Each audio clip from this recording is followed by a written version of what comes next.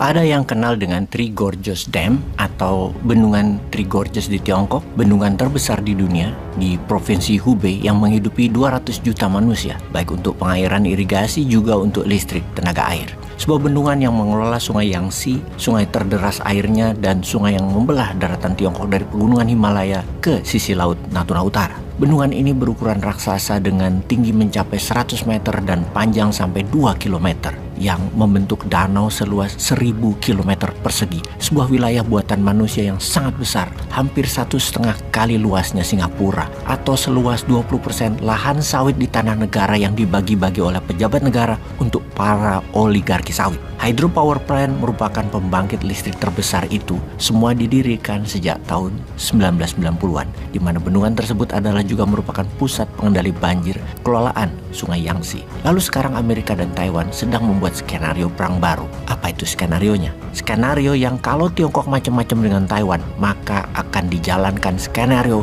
untuk menyerang bendungan Three Gorges tersebut yang akan membuat 400 juta manusia Tiongkok terimbas. Air yang mengalir dari sisi barat ke timur tadi bukan hanya menggenang sisi timur dan tengahnya Tiongkok, bukan hanya kota Wuhan tenggelam atau Changsha atau kota pelabuhan Fuzhou dan Wuhan, namun akan sampai ke kota Shanghai di utara dan Chengdu di barat serta instalasi militer di Nanjing. Kota industri Chengdu, Wuhan, Fujian akan tenggelam. Kota metropolitan pelabuhan instalasi militer di Shanghai, Fuzhou dan Nanjing akan tenggelam.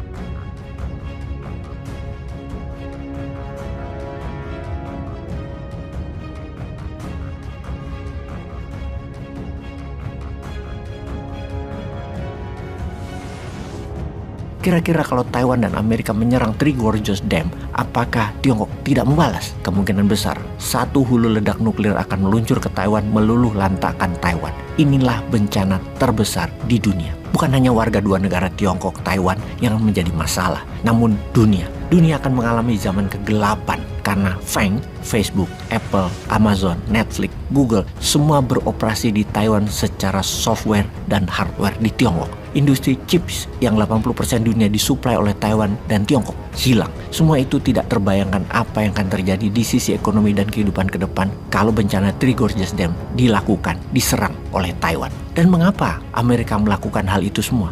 Ini yang harus kita fokuskan, mengapa Amerika melakukan hal ini. Demi tetap menjadi polisi dunia atau marshal dunia, demi terus mengendalikan ekonomi dunia dan currency dunia, maka Amerika pasti akan melumpuhkan Tiongkok dengan cara keras. Tidak heran, sekarang Amerika lah yang menantang perang. Amerika sedang memancing-mancing Tiongkok untuk menyerang secara militer. Pertahanan antar pulau atau island chain defense dilakukan Amerika adalah mengkotakkan Tiongkok dengan Laut Pasifik. Artinya seluruh armada dagang dari Shanghai, Fuzhou, Hong Kong harus melewati barikade pertahanan Amerika. Tiongkok tidak suka hal itu. Yang jadi pertanyaan adalah siapa nanti yang akan menyerang duluan? Sama seperti yang Amerika lakukan, yaitu meminjam tangan NATO. Mereka ekspansi meluas terus sampai ke perbatasan Rusia yang Rusia sudah peringati NATO berkali-kali. Jangan maju ke Ukraina. Ternyata pelawak Yahudi Zelensky dimenangkan oleh Amerika untuk jadi pemimpin boneka di Ukraina untuk mengajukan Ukraina jadi member NATO. Ya dihajarlah Ukraina oleh Rusia. Jadi kesannya Rusia duluan menyerang, padahal itu diprovokasi oleh NATO. Ujung-ujungnya diprovokasi Amerika.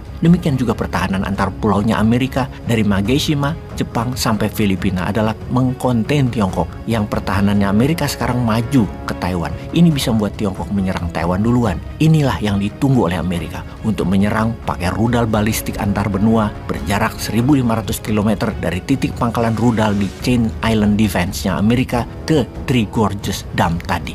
Ini bisa dilakukan kapanpun oleh Amerika. Amerika memang ingin melakukan depopulasi dan Amerika ingin Tiongkok hancur. 200 juta meninggal, efek perang Tiongkok-Taiwan. Ya rapopo buat Amerika. Emang gue pikirin, yang penting tidak akan ada lagi yang bisa menantang gue for the next 100 years. Dan hal ini juga yang menjadi kepedulian kita, warga recehan Indonesia yang tidak pernah didengar suaranya oleh pejabat di atas sana yang maha pintar dan mulia tersebut. Kita mengingatkan, dikatakan seakan-akan tidak ada bagusnya yang di atas sana. sana. Padahal maksudnya bukan begitu. Kalau ada hal yang penting atau bahaya, ya kita katakan agar pejabat di puncak tertinggi memperbaiki. Kita tahu ya, di sisi utara IKN atau Nusantara, duh kok wilayah Nusantara yang besar mengapa jadi kota kecil ya, jadi IKN doang.